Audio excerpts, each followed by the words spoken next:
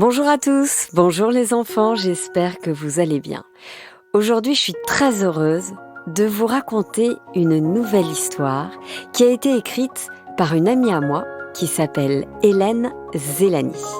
L'histoire s'appelle Alistès au pays des neiges éternelles.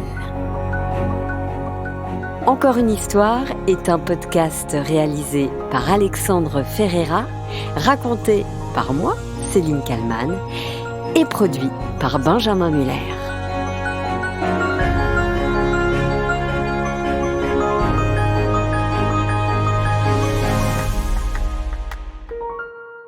Alistès est une petite fille de 8 ans, à la fois sérieuse et rêveuse. Elle est bonne élève, mais souvent, les appréciations de ses professeurs dans ses bulletins scolaires sont les mêmes. Bonne élève, mais à la tête ailleurs. C'est vrai qu'elle a souvent la tête ailleurs. Elle habite dans un grand immeuble d'une ville toute grise, mais elle ne rêve que d'une chose toute l'année, voir les montagnes. Sa chance, c'est que ses grands-parents ont un petit appartement dans une station de ski appelée Les Gets. Rien que ce nom la fait rêver. Les Gets. Léger. Elle ne sait même pas comment ça s'écrit. Et peu importe d'ailleurs. Pachou et Manette, c'est comme ça qu'elle appelle ses grands-parents, l'invitent à passer une semaine de vacances avec eux. Et chaque année, ils lui offrent ce magnifique cadeau, des cours de ski.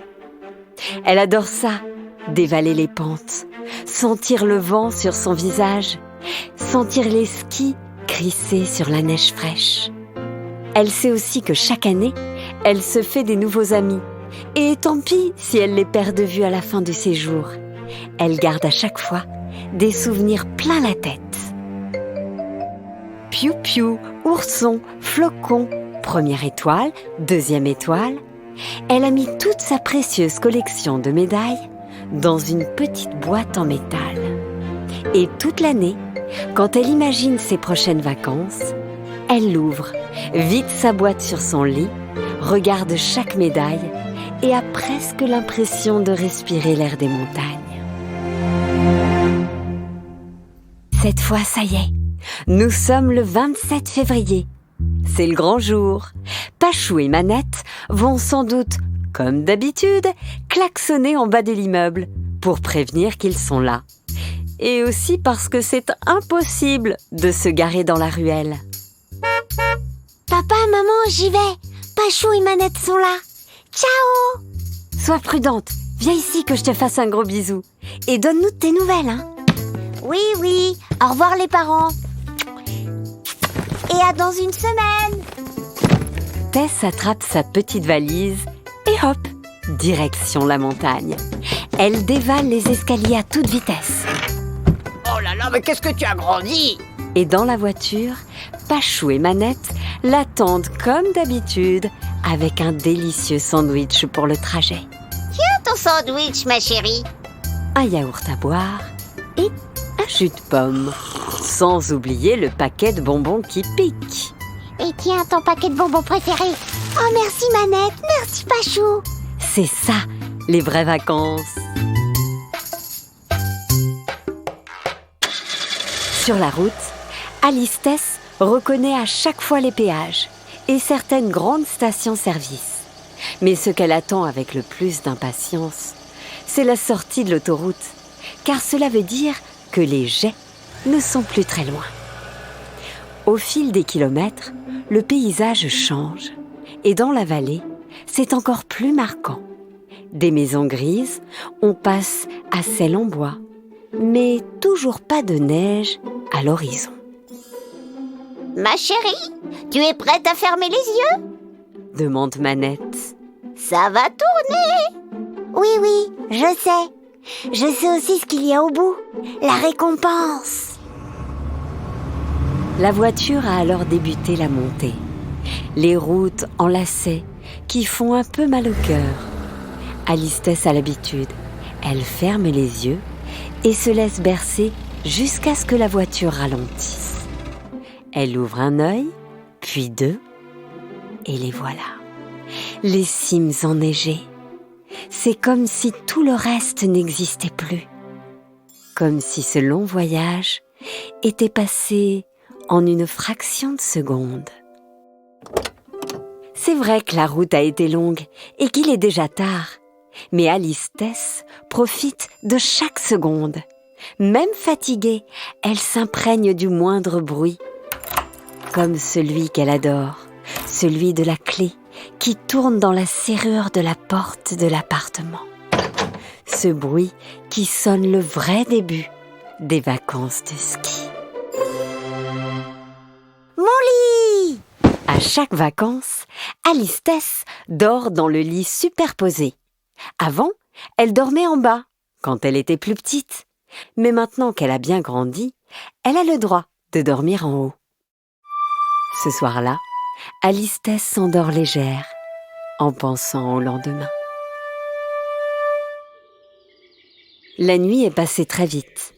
Alice Tess a ouvert les yeux tôt le matin, réveillée par la lumière du jour, qui est passée entre les rideaux épais de sa chambre. Il a neigé, et une mince pellicule blanche recouvre les toits des chalets, la route et les pistes au loin. Youpi! Pachou, Manette, il a neigé! Il a neigé! De la neige fraîche!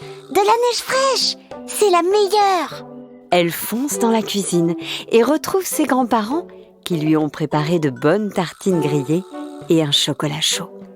Il ne faut pas traîner, car le cours de ski commence à 9h30. Alice Tess enfile l'ensemble rose qu'elle a hérité de sa cousine. Ouf, il lui va encore. Elle file au magasin de ski pour récupérer tout le matériel. C'est un peu la course, c'est vrai, mais ce n'est pas grave. Elle a tellement attendu ce moment. Ce jour-là, le soleil brille et il n'y a pas un nuage dans le ciel. Alice Tess a retrouvé les autres enfants devant le panneau 3e étoile. Salut, moi je m'appelle Alice Tess. Salut, moi c'est Gaspard. Moi je m'appelle Lucien. Et moi c'est Julie. Ils ont l'air plutôt sympas, même si avec le masque sur les yeux, c'est un peu difficile de deviner à quoi ils ressemblent. Salut, moi c'est Nénès. C'est moi qui vais être votre mono pendant une semaine. Bon, j'ai ma combi rouge vif. Impossible de me rater. Allez les enfants, on y va.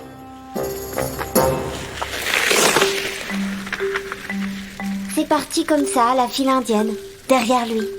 Je m'arrange toujours pour être la première et suivre exactement la trace de Nénès. C'est vrai que ça va toujours vite pour commencer, mais d'habitude, je tiens le rythme. Quand tout à coup, je ne sais pas ce qui s'est passé, mes skis se sont croisés. Peut-être que je n'ai pas vu la bosse. Et pan, la chute. Je suis restée au sol quelques instants. Ma tête tournait un peu. Nénès m'avait rejoint et s'inquiétait de savoir comment j'allais. J'ai dit « Ça va ?»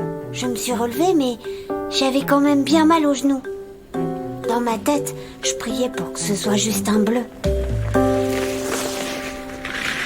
Les pistes qui ont suivi, ça a été vraiment dur. Je me répétais « J'ai pas mal, j'ai pas mal, j'ai pas mal !» Mais quand même, j'arrivais difficilement à tourner. Et quand l'heure du déjeuner est arrivée, j'ai dit au mono que j'avais vraiment mal aux genoux. Allô? Il a appelé mes grands-parents, qui m'ont emmené au centre médical. Et là, un gentil docteur tout bronzé m'a dit « Alice Tess, on va faire une radio. » Ça a pris 2 minutes. Il est revenu avec un drôle d'air. « Vraiment désolé, ma petite, mais ta semaine de ski s'est terminée. Tu t'es fait une petite fracture du tibia. Tu as de la chance, tu échappes au plâtre, mais il va falloir porter une attelle et marcher avec des béquilles. Pendant au moins 1 mois. » Je ne voulais même pas croire ce que j'entendais. C'était pas possible. Cette semaine que j'avais tant attendue se terminait déjà.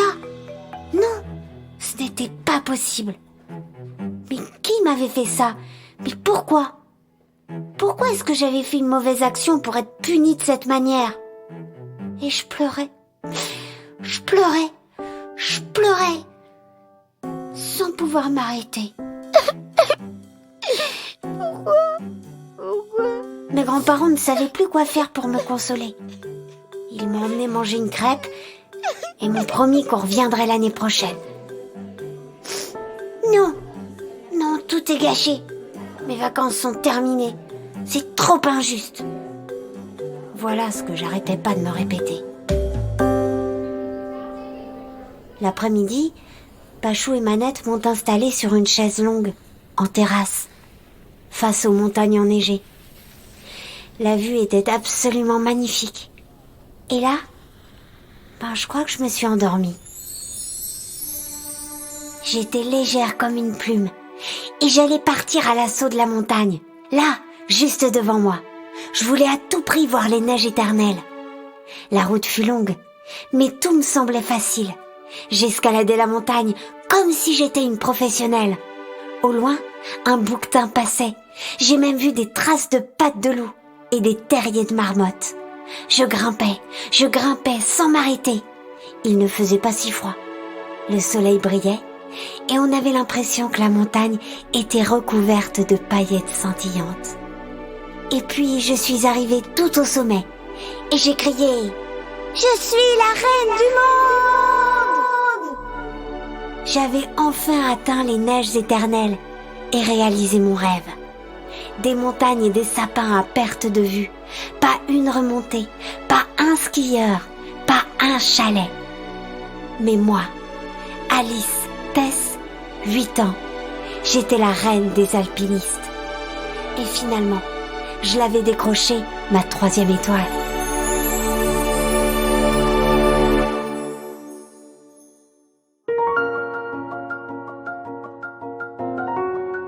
Voilà, c'était Alice Tess au pays des neiges éternelles, histoire écrite par Hélène Zélani.